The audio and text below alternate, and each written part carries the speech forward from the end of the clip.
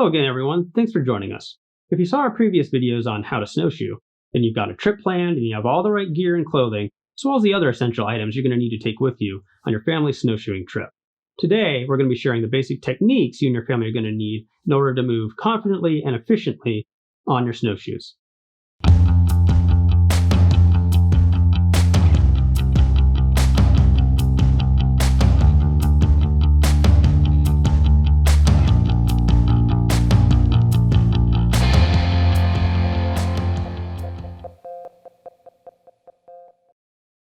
So this is the last video in our How to Snowshoe series. To recap, our first video helped use some free websites to plan your family's route and plan around the weather you're likely to face. Our second video got deeper into snowshoeing specific equipment and the clothing you're going to want to have with you. Our third video discussed your 10 essentials and making sure you have those with you as well. So now that you've got a plan and the right gear, we're going to be discussing the basic techniques you and your family will need while out on your snowshoes. We're going to talk about specific techniques for traveling over different types of terrain, and even getting into what to do if you fall. But before we get into those specifics, a reminder that for all movement on snowshoes, we can't forget that our snowshoes make our feet wider and longer than they normally are, and that we've got traction on them that's designed to grab and grip the walking surface. So to compensate, every step needs to be done with feet wider than usual and higher steps than usual. Now, if you're using poles, first, your poles should be measured such that with your upper arm straight down, you have a 90-degree bend in your elbows when you're gripping your poles. This is to save your shoulder from having to windmill high as you're placing your poles in front of you. You need to be able to clear that point and basket from the snow, and you don't want to have to pick up your arm too tall or you get a sore shoulder. Now, you also need to keep them fanned out away from your hips, so that as you've got one foot in front of you and a pole in front of you, you've got a corridor that you can move your leg through without hitting either of them and tripping.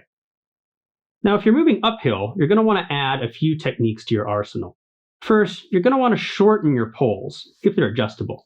Again, this is so that you don't have to raise them higher, because now the ground in front of you is above your feet, so you're going to have to raise the bottom of that pole even higher to get them placed. So shorten the poles to save your shoulder.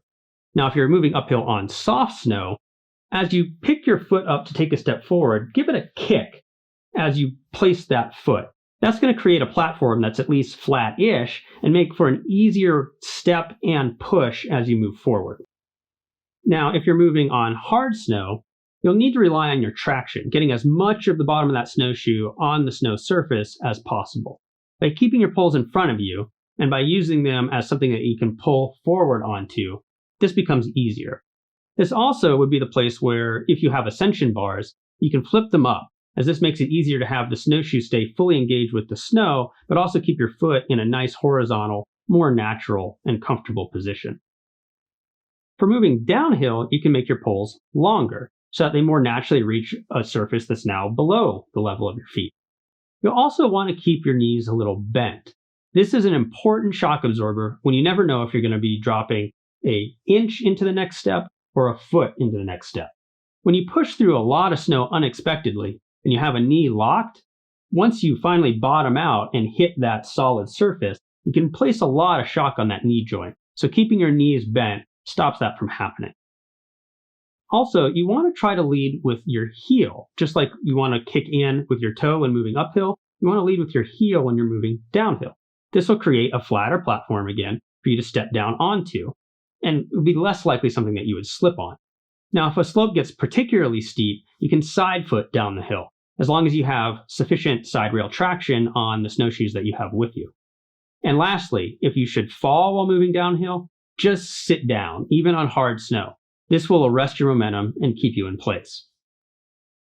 Speaking of side footing, that's the best way to get over obstacles.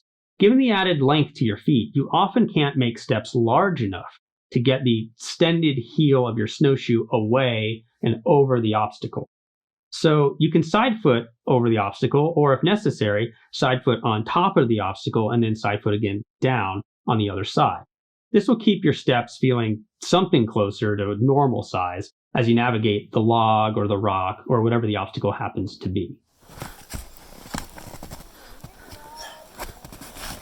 Now, if you're walking on a side hill for an extended period of time, As far as your poles go, you can shrink the uphill side pole and lengthen the downhill side pole. This way, you'll keep your arms in a more natural position rather than having one arm up high and one down low. Now, as far as your feet, you want to drive the uphill edge of your snowshoe in first. Again, this is trying to make a flatter, level platform so you have a more stable base as you take the next step. Now, one of the trickiest things to do in a snowshoe is to back up. You may have to do this from time to time if, for example, you get into a bunch of willows that can't support your weight, or you end up into a tight grouping of trees. Things like that. There are two ways to back up. The first is simpler in terms of coordination, but it takes a lot more effort. You can do an exaggeratedly high step and kind of do a butt kick with the heel of your snowshoe as you're making that backward step. Now, in order to clear the tail of your snowshoe, and particularly if you have rotating bindings, you're going to have to take a really high step in order to do this.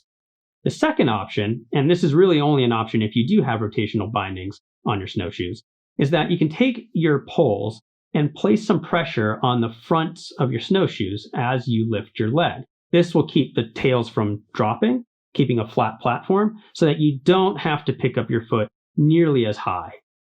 Again, this only works if you have rotational bindings, and it takes a little practice to figure out just how much pressure to place on your feet. Now, what if you do fall over? We all do from time to time, and kids who are just learning to deal with wider and longer feet than they normally have are going to do so more often. Getting up on hard snow isn't particularly difficult, but getting up on powder snow can be. If you've fallen while on the side of a hill, the first thing you want to do is stretch out. This increases your surface area so that you don't sink deeper into the snow. And rotate yourself so that your snowshoes are downhill compared to your head, and get your snowshoes pointing across the slope. Now, rotate onto your knees and plant your poles uphill from your feet. And you can use these as leverage to push yourself up. Now, if you don't have poles, you can drive your gloved fists down into the snow, pull them out, and now fill those holes with more snow. Drive your fists again, fill them with snow, and repeat it until you do have a solid platform. Now push up off of your fists and stand up just as you would with your poles. Now, getting up from flat powdery snow is harder in some ways because you can't use the hill as leverage. In this situation, flatten out and rotate until you're facing down and then move onto your knees, just like you would on the side of a hill. But this time, place your poles in an X formation in front of you and use the hand positions so that you're grabbing the poles right near the intersection of that X and push up off of that. Now again, if you don't have poles, drive in your fists, fill the holes, and repeat until you have a solid platform that you can push up from. And that's it.